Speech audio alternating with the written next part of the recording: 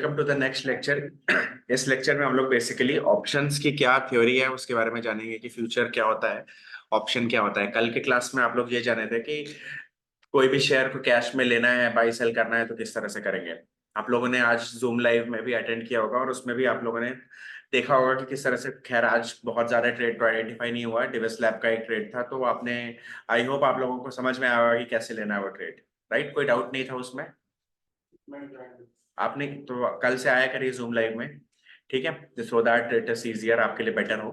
तो उसमें जो भी ट्रेड दिया जा रहा है उसको आप रियल में या फिर पेपर पे ट्रेड करिए, सो दैट आपको प्रैक्टिस होना शुरू हो जाए और side by side he practice करने लगी है। तो अभी देखिए, कल कैश के बारे में हम लोगों ने सब समझ लिया कि कैश क्या होता है, ठीक है। अब हम लोग ऑप्शंस और फ्यूचर्स के बारे में जानना चाहते हैं। तो देखिए, एक सिंपल चीज समझिए, फ्यूचर के बारे में आप सोचिए कि फ्यूचर क्या है। फ्यूचर को डेफिनेशन लिखिए, मैं आपको बता रहा हूँ। फ्यूचर क्या होता है ये डिस्कस करते हैं हम लोग। फ्यूचर डिस्कस करने से पहले ना हम लोग डिस्कस करते हैं डेरिवेटिव्स के बारे में एक्चुअली, कि डेरिवेटिव क्या होता है, ठीक है। क्योंकि ये पूरा का पूरा कोर्स ही डेरिवेटिव के ऊपर डेरिवेटिव क्या होता है? डेरिवेटिव है, it is something that derives it's value from N underlying asset, ठीक है। डेरिवेटिव एक ऐसी चीज है, ये कुछ ऐसी चीज है जो अपनी वैल्यू किसी और चीज से डिराइव करता है, ठीक है। डेरिवेटिव तीन टाइप्स के होते हैं,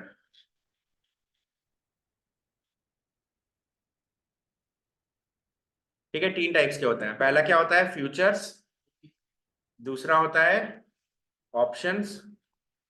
और तीसरा होता है स्वैप्स, जो कि सिलेबस में नहीं है, ठीक है। आपको फ्यूचर और ऑप्शन सीखना है। तो फर्स्ट चीज हम लोग जो सीखेंगे वो है फ्यूचर, ठीक है। फ्यूचर क्या है? It is an advance payment for any asset, advance payment for a contract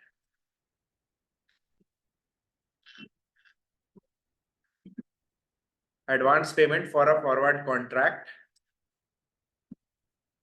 with a predetermined date of delivery, ठीक है। फ्यूचर का डेफिनेशन ये होती है, अब मैं बताता हूं इसका मतलब क्या होता है। देखिए, फ्यूचर क्या है? किसी कॉन्ट्रैक्ट की किसी कॉन्ट्रैक्ट की एडवांस पेमेंट है। अब इसका मतलब क्या होता है ये समझिए। सपोज आप कहीं पे जाते हैं, कुछ सामान खरीदने जाते हैं, किसी जगह पे शादी का कपड़े सिलवाने जाते हैं, वो बढ़िया सूट वूट सिलवाने जाते हैं। तो क्या होगा कि आपने देखा, सब पसंद कर लिया, 15-20 हजार का आपने सूट फाइनल किया। दुकान वाला क्या कहता है? सर 5 हजार एडवांस करवा दीजिए, बाकी के 15 हजार बाद में दे दीजिएगा, राइट। और इसके लिए वो आपको एक पर्ची काट के दे देता है ना। बस वही है फ्यूचर, ठीक है। आपने कोई चीज लेना था, उसके बदले आपने एक कागज ले लिया, एक कॉन्ट्रैक्ट ले लिया है जिसके ऊपर क्लियर लिखा है कि इतना पैसा और देना है, इस दिन को आके ले लेना है, क्या लेना है, साइज वाइज सारी डिटेल लिखी हुई है। तो वो जो चीज आपने लिया है वो पर्ची, उस पर्ची की कीमत है ना 5 हजार रुपए। कल के अगर दिन नहीं जाते हैं तो उस पर्ची की कीमत है, रियलिटी में उस पर्ची की कीमत है 5 हजार रुपए, सूट की नहीं है, ठीक है। दूसरा, सपोज आप बाहर निकलते हैं, मान लेते हैं, और एक कोई और पर्सन मिल जाता है, आप अपनी आए 20 दिन बाद सूट लेके बाहर निकल रहे हैं, तब से बाहर देखते हैं कि एक और आदमी है जिसकी आज ही शादी, उसका सूट ही नहीं है शादी के लिए और एग्जैक्ट आप ही के साइज का है। सपोज आप लेने जा रहे हैं, अभी सूट लेने ही जा रहे हैं, अभी लिया नहीं आपने, दुकान पे अभी आप हैं, एग्जैक्ट आप ही के साइज का सूट है, सब कुछ सेट है, और उसको वो बोल रहा है हाँ भाई दे दो दे दो। दुकानदार बोल रहा है सर नहीं दे सकते, ये तो मतलब किसी और का है। फिर आप बोलते हैं कि भाई काम करो, 10 हजार रुपए दो, लो ये पर 10 हजार रुपए दो मुझे, बाकी भाड़ में जाए। तो बेसिकली 10 हजार रुपए में आपने पर्ची बेच दी आप उसको। अब वो दुकान वाला उससे 15 हजार ही लेगा ना, वो दुकान वाला तो लेगा ही ना उससे बचा हुआ जो भी पैसा होगा, वॉट एवर, बचा हुआ सारा पैसा तो लेगा ही। लेकिन आपने क्या किया कि पर्ची खरीदी, 10 दिन बाद गए, पर्ची को बेच दिया और 5 हजार रुपए का प्रॉफिट कमा लिया। रियल में ये नहीं होगा रियल लाइफ में, लेकिन पॉसिबल तो है ना। चलिए, कपड़े में, सूट में नहीं पॉसिबल है, ठीक है। मान लेते हैं कोई बिजनेसमैन है, माल आता जाता है, 10 जगह से, पेंट वाला, पेंट 50 तरीके, सपोज किसी का फर्नीचर की शॉप है तो पेंट वाले से होगा, लकड़ी वाले से, दुनिया भर के जगहों से आना जाना होता होगा माल वाल का। होता होगा ना कि लो भाई मैं तुमसे 10 का इतना लूंगा सामान, ये लो एडवांस पेमेंट। और किसी रीजन से सपोज डिमांड चली गई, ऑर्डर कैंसिल हो गया, तो बोल सकते हैं ना, उसको कह सकते हैं ना कि भाई एक काम करो, जो भी रेट सपोज चेंज हो रहा होता है तो आदमी एडजस्ट कर देता है ना कि ठीक है भाई इसकी एडवांस पेमेंट थी, ये लो पर्ची, इतना माल वापस हो गया। एडजस्टमेंट तो होते ही रहते हैं, जिसके पास भी ये सब काम होता है। जैसे जो भी नीचे जाइए कंपनीज, ये वैल्यू प्लस हुआ है, जो भी स्टोर है उसमें भी माल आता है, कितना स्टोर में इन्वेंट्री में कितना सामान है नहीं है। किसी चीज किसी कंपनी से सपोज एलजी वाले को एडवांस पेमेंट देके लेते होंगे, जो भी जैसे भी वे में कर रहे हो। ये तो सिस्टम तो पूरी दुनिया हर जगह पे कर ही रही है ऑलरेडी, ऑलरेडी ये हो रहा है। बस इसमें प्रॉब्लम क्या होती है कि कभी कभी क्या होता है कि यार आपने दे दिया किसी को कि ले जाओ ऐसे, वो सपोज भाग गया, पैसे नहीं दिया, ये सब प्रॉब्लम्स होती है ना इस चीज में। ये तो होती है, इसी के लिए कंपनी ट्रस्टेड आदमी को देती है सामान उधार पे, ऐसे ही नहीं देते हैं। कुछ बिजनेस है जैसे आर्किटेक्ट वगैरह, बिल्डिंग लाइन, पूरा एडवांस पे, मतलब ऐसे ही काम चल रहा होता है उसमें, इधर उधर से ही जुगाड़ कर करके। इतना थोड़ी ना कि कैश ही कैश भरा पड़ा है सबके पास। तो क्या होता है कि एडवांस पेमेंट कर करके पर्ची को इधर उधर ट्रांसफर कर करके हो रहा होता है काम। अब बालू की एसीसी का 1 kg के बोरी की पर्ची है। अब जैसे आप गाड़ी खरीदिए सपोज, तो यूजुअली गाड़ी के शोरूम वाले क्या करते हैं, एक छोटा सा पर्ची काट के आपको दे देते हैं कि ये जाइए ये वाले पेट्रोल पंप पे 5 लीटर या 2 लीटर या 1 लीटर का पेट्रोल फर्स्ट टाइम उनके एंड से फ्री रहता है। तब वो पर्ची, जैसे लेट सपोज आपने न्यू गाड़ी छोड़िए, आप अपनी खटारा गाड़ी भी लेके जाते हैं, उसमें भी अगर पर्ची देंगे तो देगा ना 2 लीटर पेट्रोल या 5 लीटर जो भी लिखा होगा उस पर, राइट। और ऐसा भी तो हो सकता है कि वो पर्ची किसी आदमी को आप बेच भी तो सकते हैं कि भैया आप डलवा लीजिए 1 लीटर पेट्रोल, मुझे दे दीजिए पैसे। हो सकता है ना। और ये भी हो सकता है कि कल के दिन पेट्रोल का भाव 2 रुपए बढ़ गया, आपने 2 रुपए कमा लिया प्रॉफिट। कई चीजें पॉसिबल है, रियल वर्ल्ड में पॉसिबल है, बस ये कर नहीं पाते लोग क्योंकि यार कहाँ से खोजेंगे आप इतने ढेर सारे लोगों को, राइट। लेकिन रियल वर्ल्ड में ये सब चीज होती है, और रियल वर्ल्ड में रिस्क भी होता है कि भाई आदमी भाग गया। तो एक ऐसा कॉन्ट्रैक्ट जिसमें एडवांस पेमेंट वेमेंट ये सारी चीजों की बातें हो रही हैं, कुछ एडवांस पेमेंट हो रहा है, डिलीवरी हो रहा है, पर्ची कट रही है, सब कुछ हो रहा है, उस टाइप के कॉन्ट्रैक्ट को कहते हैं फॉरवर्ड कॉन्ट्रैक्ट। और जब कोई फॉरवर्ड कॉन्ट्रैक्ट स्टॉक एक्सचेंज पे लिस्ट हो जाता है, यानी पेमेंट की गारंटी हो गई, उसी को फ्यूचर कॉन्ट्रैक्ट कहते हैं। फॉरवर्ड कॉन्ट्रैक्ट और फ्यूचर कॉन्ट्रैक्ट सेम होता है, कुछ न्यू चीज नहीं, वो पर्ची है, वो पर्ची है फॉरवर्ड कॉन्ट्रैक्ट या फिर फ्यूचर का कॉन्ट्रैक्ट। अगर स्टॉक एक्सचेंज पे ट्रेडिंग हो रही है तो फ्यूचर कहेंगे उसको, स्टॉक एक्सचेंज पे नहीं हो रही है तो आप दुकान पे सूट लेने जा रहे हो तो आपने उससे एक फॉरवर्ड कॉन्ट्रैक्ट किया है, एक फॉरवर्ड एग्रीमेंट किया है, उस एग्रीमेंट का नाम होता है फॉरवर्ड कॉन्ट्रैक्ट। तो फ्यूचर क्या है, एक एडवांस पेमेंट है, एक फॉरवर्ड कॉन्ट्रैक्ट की एडवांस पेमेंट है with a predetermined delivery date, delivery की डेट फिक्स है। तो जैसे आप रियल वर्ल्ड में माल वाल खरीदना ये सब कर सकते हैं, वैसे ही इस वाले वर्ल्ड में, स्टॉक मार्केट के वर्ल्ड में, gold future, gold silver, Reliance, दुनिया भर की चीजें खरीद सकते हैं आप। करने के लिए तो हो सकता है ना कि भाई दे दो, बाद की पैसा बाद में दे देंगे, डिलीवरी जब एक्सपायरी होगी तब दे देंगे। और जो बाई कर रहा है वो तो इस पर्पज से बाई कर रहा है, लेकिन आप लोग अगर बाई करेंगे तो आप तो ट्रेडिंग पर्पज से बाई करेंगे, पर्ची लेना है, जब पर्ची महंगी हो गई तो बेच दीजिए, है ना। लेकिन पर्ची का प्राइस किस पे डिपेंड करेगा, रिलायंस के या जो भी चीज है अंडरलाइंग एसेट उसके प्राइस पे डिपेंड करेगा, है ना। पर्ची 10 रुपए ऊपर गई कि नहीं गई, ये डिपेंड करेगा कि सपोज रिलायंस की पर्ची, रिलायंस का प्राइस 10 रुपए ऊपर हो गया तो पर्ची का भी प्राइस 10 रुपए ऊपर हो जाएगा। तो पर्ची का प्राइस किस पे डिपेंड करेगा, अंडरलाइंग एसेट पे, है ना। तो देखिए डेरिवेटिव है ना, समथिंग जिसकी वैल्यू डिपेंड करती है अंडरलाइंग एसेट पे। देखिए फ्यूचर की वैल्यू डिपेंड कर रही है ना किसी और चीज पे, तो फ्यूचर हुआ डेरिवेटिव। समझ आ रहा है, कोई डाउट फ्यूचर के समझने में क्या है। देखिए कॉन्सेप्ट ये है कि भाई देखिए सिंपल है, फ्यूचर में क्या कर रहे हैं आप, पूरा पैसा नहीं दे रहे हैं, कुछ एडवांस पेमेंट देके पर्ची ले ले रहे हैं, बुकिंग कर रहे हैं एडवांस बुकिंग करके। और किसी रीजन से, जैसे वो जो बुकिंग है, जितने रुपए में बुकिंग कर रहा है, सपोज मान लेते हैं बुकिंग का प्राइस चेंज हो रहा है, ठीक है, मान लेते हैं देव दीपावली हो, उसके आसपास घाट के सारे होटल 10,000 मांगेंगे एक दिन का, और नॉर्मल दिन पे 2,000 में शायद एक दिन का दे दे। तो ऐसा है, तो सपोज आपने एक बुकिंग करा ली कि एक रात का स्टे है आपके पास, चाहे जो भी दिन, तो आप नॉर्मल दिन पे जाएंगे तो 2,000 में बिकेगा, वो किसी और दिन जाएंगे तो 10,000 में बिकेगा, राइट। अब आपको ये चीज दिख रहा है, सपोज आप किसी दिन मार्केट में जाते हैं, कहते हैं यार आज 2,000 में नॉर्मल दिन बिक रहा है, मैं काम करता हूँ इस होटल से वाउचर खरीद लेता हूँ, 1 नाइट स्टे का वाउचर ले लेता हूँ। और जब 10,000 वाला हो गया रहेगा तब बेच दीजिए वो वाउचर को, किसी को। कर सकते हैं ना ये काम। स्टॉक मार्केट में सिमिलरली आइए, टाइप करिए रिलायंस फ्यूचर बाई एट 2590, जब 2600 हो गया तो बेच दीजिए, हो गई एक ट्रेड फ्यूचर में। रियल वर्ल्ड में आपको जाके किसी से बात करनी होगी, सारी डील करनी होगी, एग्रीमेंट करना होगा। लेकिन इस वाले में क्या है, बाई बटन पे दबाइए, बाई हो गया। तो फ्यूचर क्या है, एक्चुअली में आप वही चीज बाई कर रहे हैं बेसिकली, बस थोड़ा सा कम पैसा देके उस चीज को। डिलीवरी आज नहीं ले रहे हैं, डिलीवरी बाद में लेंगे, तब तक आपके पास है पूरा पैसा चुकाने का समय है आपके पास। तब तक या तो पूरा पैसा चुका दीजिए या फिर कोई और बायर ढूंढ लीजिए पर्ची बेचने के लिए नहीं तो पेनल्टी दे दीजिए, लॉस में बेच दीजिए, वरना लॉस में बेचना पड़ेगा आपको। या तो पैसे रखे रहिए, अगर पैसे हैं तब तो आप सूट खरीद लेंगे, पैसे हैं तो रिलायंस खरीद लेंगे। तो मतलब एक्सपायरी के दिन अगर आपके पास पैसे हैं और लॉस में अगर आप चल रहे हैं तो आप चाहें तो डिलीवरी भी ले सकते हैं, जरूरी नहीं है कि आपको बेचना ही है, लेकिन पैसे होने चाहिए अकाउंट में। अब फ्यूचर में थोड़ा सा लॉट साइज आपको पता ही है कि लॉट साइज ऐसी होती है कि जो भी आप डिलीवरी जिस चीज के लेते हैं वो बहुत महंगा होता है ऑलरेडी, इसलिए थोड़ा कॉस्टली होता है। बट एनीवे, समझ आया ना फ्यूचर क्या होता है। ठीक है, तो फ्यूचर का प्राइस कैसे डिपेंड करेगा, मतलब अगर अगर हम लोग एक टर्म बनाए डेल्टा, कि यार जितने रुपीस कैश में स्पॉट में, कैश के प्राइस को स्पॉट प्राइस भी बोला जाता है। ठीक है, तो सपोज स्पॉट प्राइस जितने रुपए ऊपर मूव होगा, फ्यूचर का प्राइस कितने रुपए ऊपर मूव होगा बताइए। जितना स्पॉट में मूव होगा इतना ही फ्यूचर में भी मूव होगा, राइट।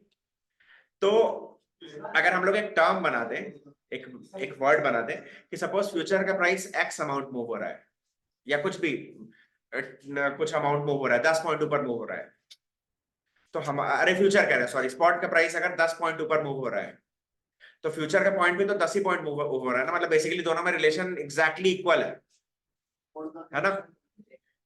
ठीक है, तो जब एग्जैक्टली इक्वल रिलेशन होता है तो उसको कहते हैं कि डेल्टा इज इक्वल टू 1। मतलब बेसिकली क्या है, इसका प्राइस, स्पॉट का price is equal to delta into future का प्राइस। ठीक है, change in spot price is equal to, मतलब ये ऐसे कर सकते हैं। तो अब आप देखिए कि अगर डेल्टा इज इक्वल टू 1 तो स्पॉट और फ्यूचर का दोनों का मतलब चेंज बराबर ही हो जाएगा, है ना। Change in spot price is equal to delta into change in future price. ठीक है, ये फॉर्मूला होता है, change in spot price is equal to delta into, हाँ ठीक है। तो आप देखिए, बताइएगा इस कि चेंज इन फ्यूचर, सॉरी मैंने उल्टा बोल दिया, चेंज इन फ्यूचर का price is equal to delta into change in spot का प्राइस। लिख लीजिए, लिख लीजिए, change in future price is equal to delta into in,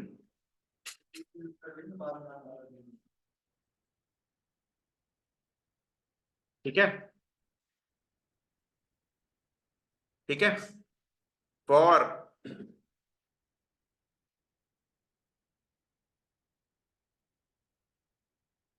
ठीक है, फ्यूचर का प्राइस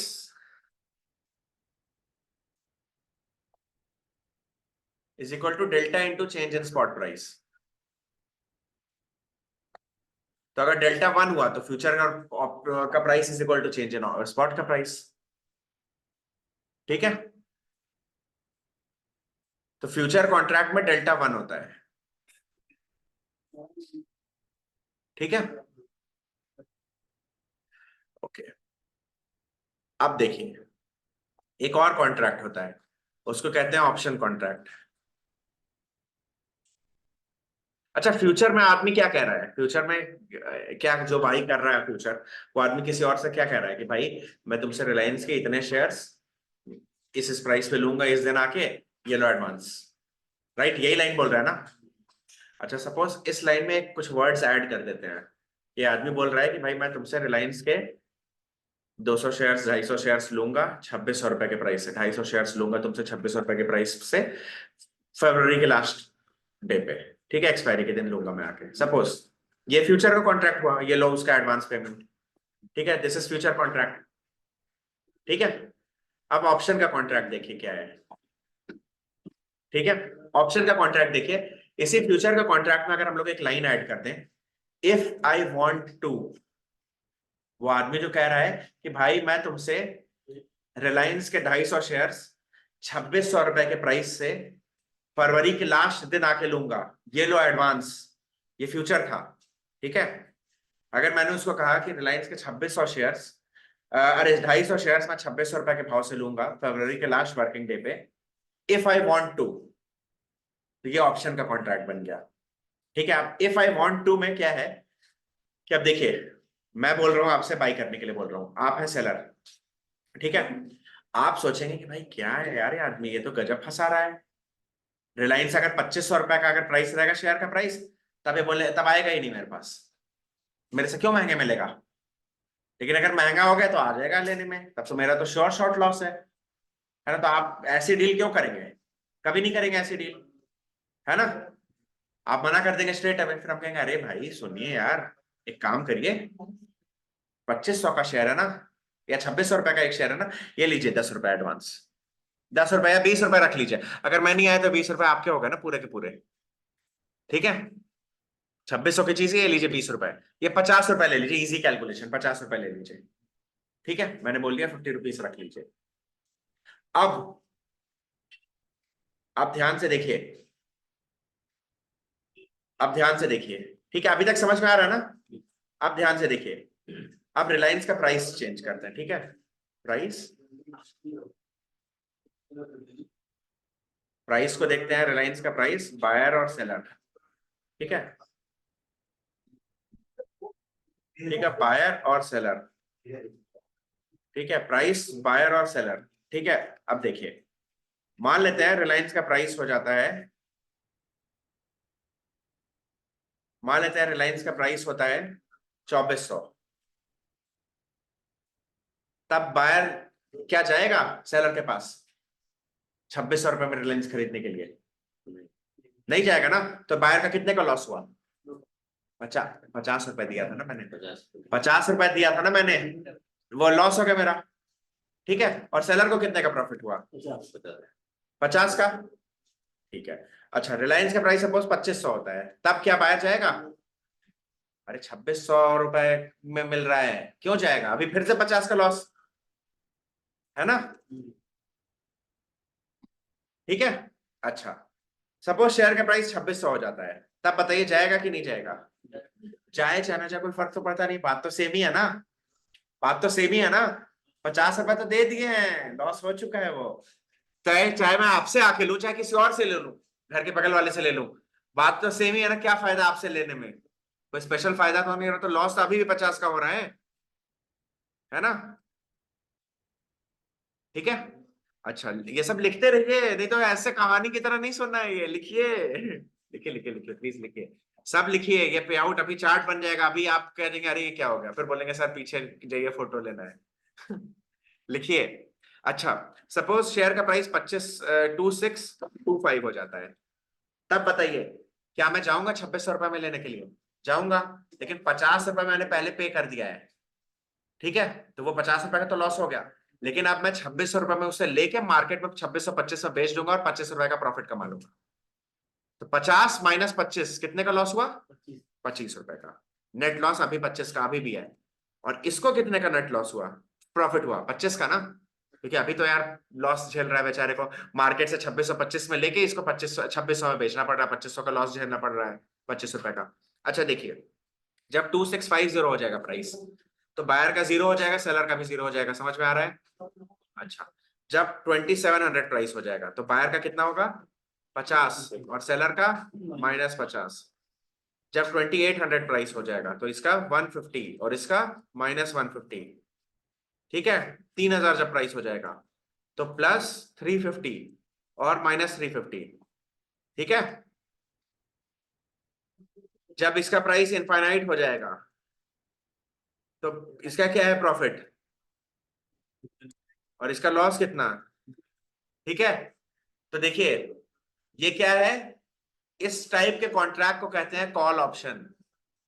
तो जो आदमी बाई कर रहा है कॉल ऑप्शन, उसकी चीजें देखिए, वो क्या बोल रहा है कि मैं रिलायंस तुमसे लूंगा 2600 रुपए के प्राइस पे, एक्सपायरी वाले दिन, इफ आई वॉन्ट टू। ठीक है, ठीक है, मतलब I have the right two by something at a fix price but not the obligation, मतलब मेरे पास हक है लेने का लेकिन कोई मजबूरी नहीं है, मेरा मन होगा तो लूंगा मैं।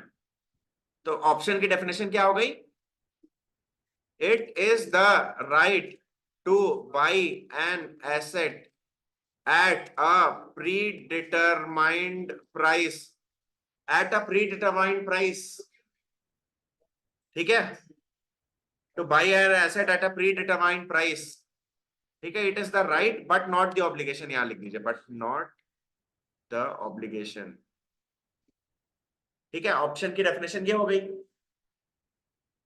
ठीक है,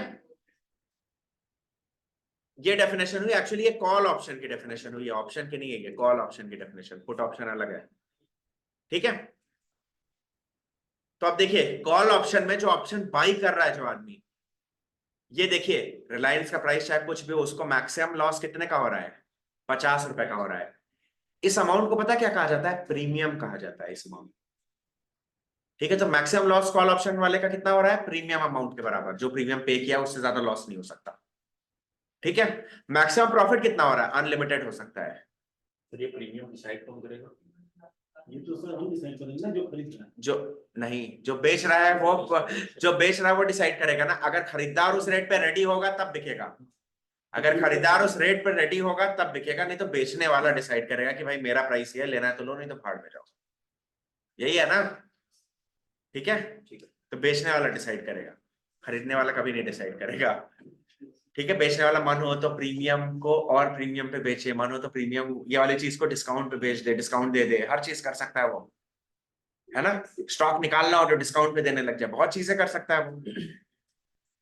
तो क्या है, बायर का मैक्सिमम लॉस जो है वो फिक्स है और मैक्सिमम प्रॉफिट अनलिमिटेड है। अच्छा सेलर का देखिए, प्रॉफिट फिक्स है, मैक्सिमम प्रॉफिट फिक्स और लॉस अनलिमिटेड हो सकता है, लॉस अनलिमिटेड लॉस, ठीक है। लेकिन अब यहाँ पे ये देखिए अनलिमिटेड लॉस हो सकता है, लेकिन अब यहाँ पे कुछ चीजें देखिए, एक ये चीज दिखा कि बायर को लिमिटेड प्रॉफिट, ठीक है। ऑप्शंस के फीचर्स देखिए, बायर को क्या है,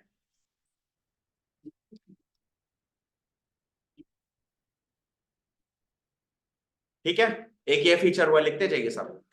दूसरा क्या है,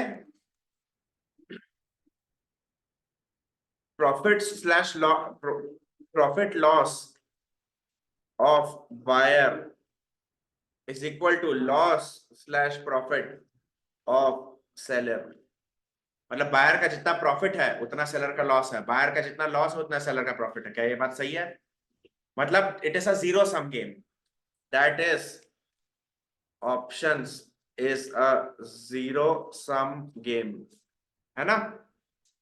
दोनों का प्रॉफिट नेट करेंगे तो जीरो होता है, एक के पॉकेट से दूसरे के पॉकेट में जाता है, ठीक है।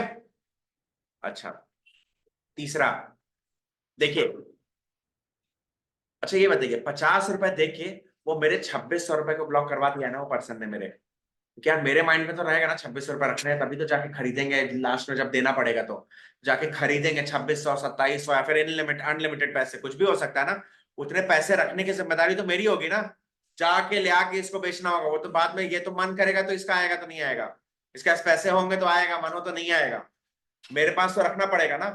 तो सेलर को खूब पैसे रखने पड़ते हैं और चिल्लर कमाई हो रही और बायर को थोड़े से पैसे में खूब बड़ी कमाई हो जा रही है ना। तो देखिए seller needs more margin, buyer needs penny margin, मतलब एकदम चिल्लर सेलर के कंपैरिजन में एकदम कोई पैसे नहीं लग रहा है, ठीक है। चलिए अच्छा अब देखिए मेन चीज, ठीक है। रिलायंस चल रहा है 2500 रुपए पे सपोज, ठीक है। मैं बोलता हूं कि तुमसे 2600 रुपए पे मैं लूंगा आफ्टर मंथ एंड पे आके, ठीक है।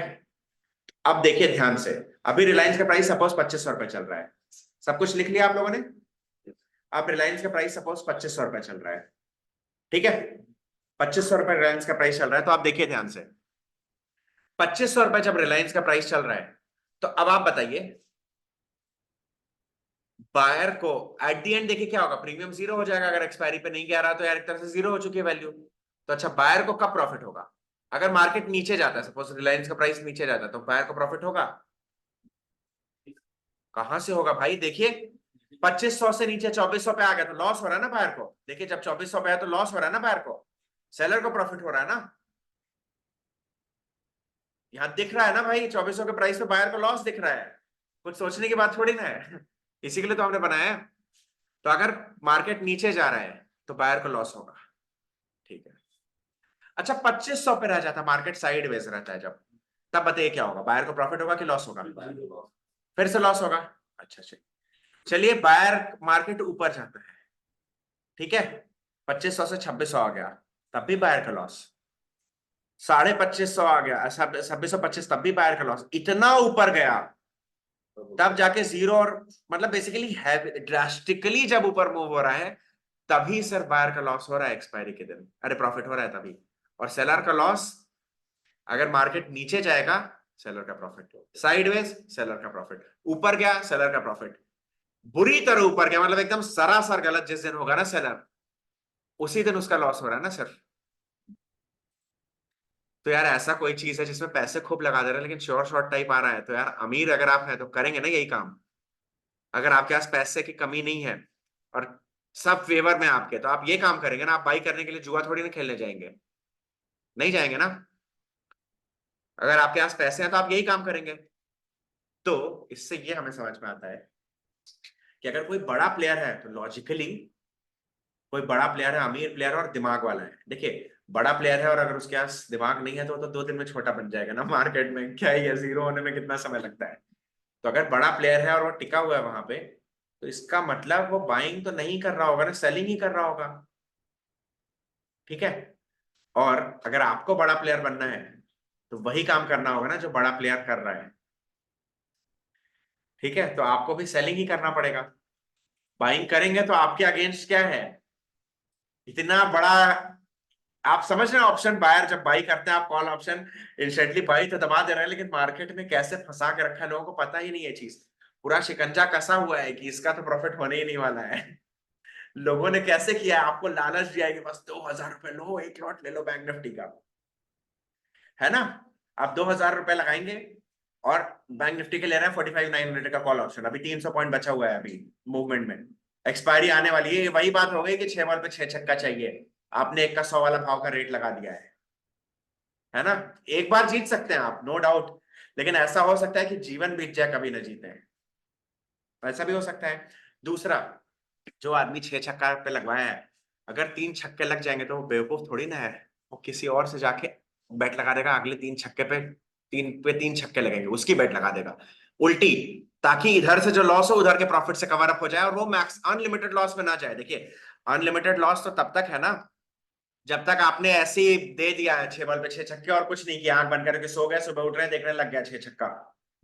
लेकिन अगर आप देख रहे हैं और 3 छक्के लग गए, तो आप किसी से बोलते हैं भाई क्या रेट चल रहा है, तो बोल रहे हैं यार 1 का 50, पहले 1 का 1000 रेट था, अब बोलता है 1 का 50। ये 6 छक्के टफ है, 3 छक्के तो लग सकते हैं ना, चांसेस इजी हैं, हाफ नहीं होगा, 1 का 500 नहीं होने वाला, और इजी हो जाएगा ना क्योंकि कम बॉल्स बची हैं, तो 1 का 50 सपोज रेट है। मैंने बोला ठीक है भाई डन, जितना अमाउंट इधर से लिया ना, अगर इन केस मैं हारा तो बुरी तरह से तो बर्बाद नहीं होंगे ना, पूरा अकाउंट तो नहीं ना खाली होगा, बाकी दिन तो जीत ही रहे हैं, साल में एक ही दिन तो हारने वाला, कम ही समय तो हारना है, प्रोबेबिलिटी तो कम है काफी, ठीक है। तो ये चीज है। दूसरा, प्रोबेबिलिटी कम और इसी पे आप हेज कर दीजिए, किसी तरह से मैनेज कर लीजिए इस चीज को, कुछ वेज सीख जाएंगे जो हम लोग क्लास में सीखेंगे ये, तो और इजी हो गया, मतलब एकदम शॉर्ट टाइप प्रॉफिट हो गया। तो इसी के लिए ऑप्शन सेलिंग अगर आप प्रॉपरली करते हैं तो मतलब एक तरह से आता है काइंड ऑफ, मतलब देखिए शॉर्ट और गारंटीड वर्ड्स नहीं यूज होते हैं मार्केट में, लेकिन आप सिग्निफिकेंट एज रहता है आपके पास जिससे बहुत इजीली आप कमा सकते हैं, ठीक है। अब देखिए तो ऑप्शन सेलर जब कमा रहा है तो ऑप्शन बायर कब कमाएगा भाई, और वो कमा, और ऑप्शन बायर क्या बेवकूफ है क्या, बस पैसा देने के लिए आ रहा है, कुछ तो होगा ना मार्केट में जिससे वो लालच कर रहा होगा। देखिए ये सब तो थ्योरी एक्सपायरी के दिन वाली, पर्ची का रेट तो ऊपर नीचे दिन भर बदलते रहता है ना यार। तो द थिंग इज एंट्री सिर्फ 2000 रुपए में मिल जा रही है, बेचा जिसने है उसका तो यही है।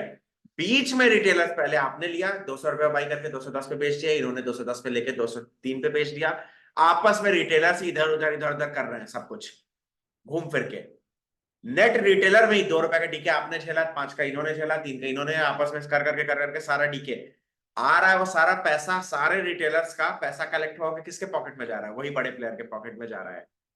मार्केट ये वाली मशीन है, ठीक है। मार्केट की मशीन है कि जो अमीर लोग हैं उन्होंने सिस्टम ऐसा बनाया कि वो पैसे लेते रहे और ऐसा लेना कि आपको कभी रियलाइज ही ना हो ये चीज, आपको लगे कि आपकी गलती है, कभी ये ना लगे कि मार्केट बना ही ऐसा है, कभी आपको ये ना पता चल पाए कि वो लोगों ने चाल की है, जानबूझ के ट्रिक किया है, ऐसा बनाया है कि आप लॉस में रहें, आपको गलत पोजीशन में बेवकूफ बना दिया गया है, लेकिन फिर भी आप हैं यहाँ पे। क्यों? क्योंकि पैसे का लालच है आपके पास। आपको ये लग रहा है ना कि भाई हाँ प्रॉफिट आ जाएगा, और स्क्रीनशॉट्स आप देख के ही आए हैं सारा चीज। तो ये चीज है। तो देखिए ऑप्शन बायर पैसा तो कमा नहीं रहा है। अच्छा, अगर सेलिंग में इतना श्योर शॉर्ट प्रॉफिट होता तो ये भी बात थी कि पूरी दुनिया क्यों नहीं कर रही सेलिंग, बाइंग क्यों कर रहा है कोई? बेवकूफ है क्या जो बाइंग कर रहा है? ठीक है, रिटेलर्स को यूजुअली नॉलेज नहीं होता, लेकिन फिर भी जब एकदम श्योर शॉर्ट टाइप की चीज है जो चीज, उसको ही सारे लोगों को करना चाहिए। तो यहाँ पे क्या होता है ना, बैलेंस बन जाता है। देखिए थोड़ा सा ऊपर गया तो सेलर को लॉस होने लग जाएगा। द थिंग इज ना, जब तक लॉस नहीं हो रहा है तब तक तो ठीक है, लेकिन जैसे ही 2650, जिस इसको थ्रेशोल्ड वैल्यू कहते हैं, इसके ऊपर जैसे ही गया, हर 1 रुपए के मूवमेंट पे सेलर का लॉस तेजी से बढ़ रहा है, बहुत शूट कर गया लॉस एकदम तेजी से ऊपर, है ना? तो उसको सोचने का भी समय नहीं मिलता है, जब जब वो गलत होता है ना, उसको सोचने का भी समय नहीं मिलता। धड़ाधड़ 5,000 लॉस, 1 लाख, 15 लाख, 28 लाख, ऐसे होता है, लॉस बढ़ते रहता है, खट खट खट खट बढ़ जाता है, और पोजीशन कट, अकाउंट खत्म, सोचते सोचते नहीं। अगर आपने प्रॉपरली नहीं किया है चीजों को, हेज वेज नहीं किया, ऐसे ही घुस गए तो ये होगा। तो ये अपॉर्चुनिटी मिल रही है ना, मतलब बायर को ये मिल रहा है ना कि चलो भाई एक बार भी हम सही हो गए ना, तो 10 बार का हिसाब चुकता हो जाएगा। ये भी तो चीज है, बात ये भी तो है। तो आपको क्या करना होता है कि इतने ढेर सारे स्टॉक्स हैं, उनमें से वो स्पॉट चूज करना सीखना है जहां पे सेलर पैनिक करे, जहां पे सेलर लॉस में आए, तभी तो आप प्रॉफिट कमाने वाले हैं। ठीक है, बस यही स्पॉट चूज करना है। तो पूरी की पूरी आगे आने वाली जितनी भी स्ट्रेटेजीज होंगी, उनका कोर यही रहेगा, लॉजिक, कि भाई सेलर पैनिक में कब आएगा। ठीक है, घूम फिर के सारी स्ट्रेटेजीज का लॉजिक यही रहेगा कि हमें आइडेंटिफाई करना है वो सिचुएशन जब सेलर के पैनिक होने की सिचुएशन आ रही है। सेलर देखिए पैनिक तब होगा ना जब लाल रंग दिखेगा उसको, तब तक पैनिक नहीं होगा जब तक लाल नहीं दिख रहा है उसको। ठीक है, तो फर्स्ट चीज, सेलर कब पैनिक होगा? थ्रेशोल्ड वैल्यू जो है उसके ऊपर ही पैनिक होता है सेलर। ठीक है, उसके नीचे नहीं पैनिक होता है सेलर। फर्स्ट चीज, सबसे पहली चीज। तो ध्यान रखिए, ध्यान रखिए, ऑप्शन कभी भी आप बाई कर रहे हैं, ठीक है, ऑप्शन क्या है? एक डेरिवेटिव है जो अपनी वैल्यू किसी और चीज से डिराइव करता है, किसी और चीज से। वो चीज होता है फ्यूचर। फ्यूचर अब भी एक डेरिवेटिव है जो किसी और चीज से वैल्यू अपनी डिराइव करता है, वो चीज होता है स्पॉट। तो आपको हमेशा ध्यान रखना है कि ऑप्शन कभी भी बाई कर रहे हैं, सपोज 2600 का ऑप्शन आप बाई कर रहे हैं रिलायंस का, तो फ्यूचर का प्राइस रिलायंस का अगर 2600 से ऊपर है, अगर ऊपर नहीं है तो पैनिक में नहीं है सेलर, ऊपर है तभी पैनिक में है सेलर। ठीक है, तो कुछ भी हो जाए, कितना भी कोई लालच दे दे, 46,900 का अगर 45,900 बैंक निफ्टी बाई कर रहे हैं, तो बैंक निफ्टी का फ्यूचर का प्राइस देख लीजिए कि 45,900 से ऊपर होना चाहिए, चाहे कुछ भी हो जाए। अगर आपने नहीं वो किया तो आप कंफर्म सेलर नहीं होने वाला है पैनिक। समझिए इस बात को। वो आदमी यार एकदम अमीर आदमी, एक्सपीरियंस है, पढ़ा लिखा एकदम सब किया हुआ आदमी है, ऐसे ही नहीं है कि वो हो जाएगा। तो उसको पैनिक कराना तो बहुत टफ है। हाँ, भाई का देखिए प्राइस, चाहे देखिए आप ये बात समझिए कि एक गंगा नदी बह रही है, आपके पास बाल्टी है, ऐसे पानी डाल के उठा लेना है, पानी का काम यूज करना है। सपोज उठा रहा है बाल्टी से, गलती से पानी गिर गया अगर थोड़ा सा, तो भी थोड़ा तो आया ना, उसको यूज करिए, फिर से बाल्टी डालिए ना, कौन मना कर रहा है? तो सेम चीज है कि ये नहीं सोचना है कि पूरा मेरा आ जाए, पूरी नदी का पानी नहीं लेना है। मानिए कि नदी बह रही है, जब जब हाथ धोना है हाथ धो लीजिए जाके।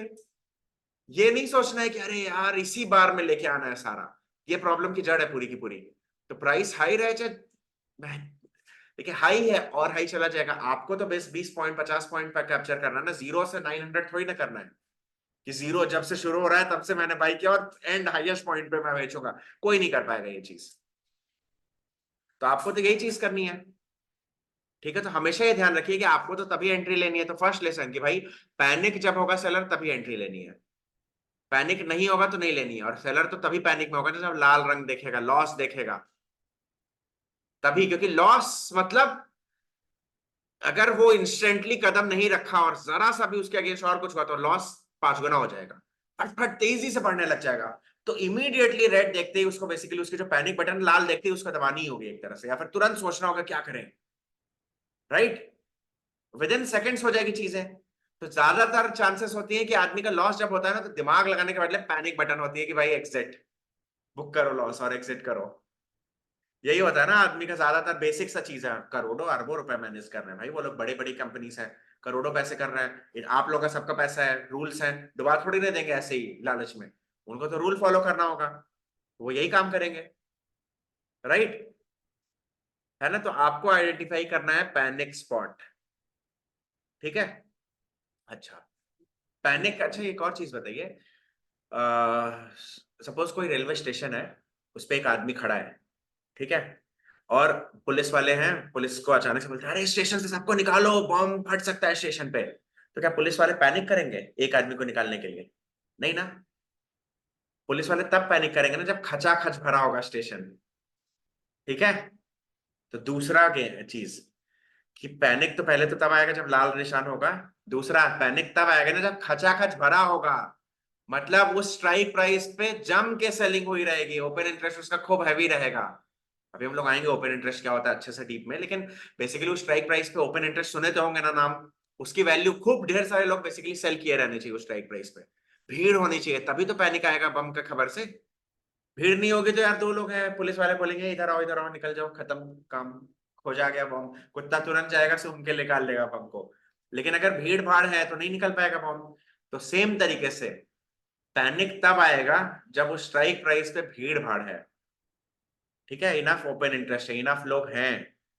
इनफ लोग नहीं है ना तो नहीं आने वाला है पैनिक। कभी कभी आपने देखा होगा कि फ्यूचर का प्राइस ऊपर जाना, ऑप्शन वही 1-2 रुपए, फ्यूचर इतना चला गया, ऑप्शन थोड़ा बस नाम का गया ऊपर। क्यों? क्योंकि वहां पे पैनिक आया ही नहीं, कह रहे अरे ठीक है भाई चलो मैनेज हो जाएगा कोई बात नहीं। 45,000 के ऊपर जाने ही नहीं वाला बैंक निफ्टी। जैसे सपोज सेलर अभी 45, सपोज सेलर ने बोला कुछ भी हो जाए 45,000 के ऊपर नहीं जाएगा बैंक निफ्टी, और एकदम श्योर है वो। यार बैंक निफ्टी यार 44,500 से कितनी भी रफ्तार में ऊपर आ रहा हो, उसको डर थोड़ी ना लगेगा।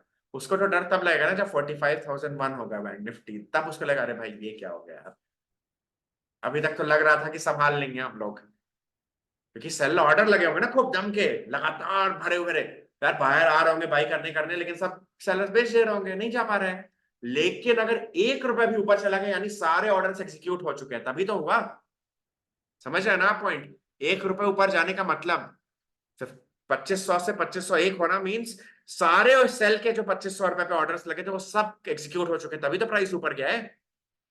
मीन्स नहीं है सेलर, तो और डर भी जाएगा कि भाई जो बचा रहे थे जो लोग वो तो गए ही हाथ से, साथ साथ लॉस भी होने लग गया, तो तुरंत पैनिक करेगा और तुरंत एग्जिट करेगा वो।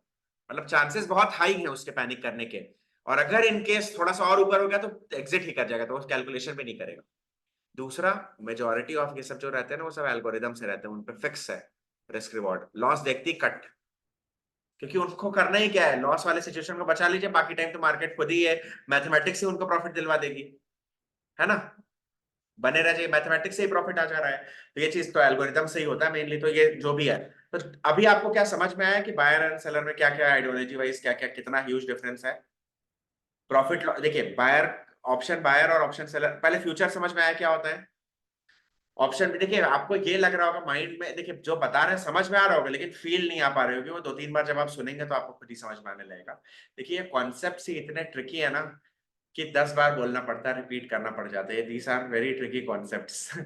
तो ये चीज है, यही प्रॉब्लम है यहाँ पे। तो खैर एनीवे, तो आपको क्या दिखा? मैंने ऑप्शन बताया आपको क्या होता है, फ्यूचर बताया क्या होता है, ऑप्शन की प्रॉफिटेबिलिटी बताई, ठीक है, बायर और सेलर की।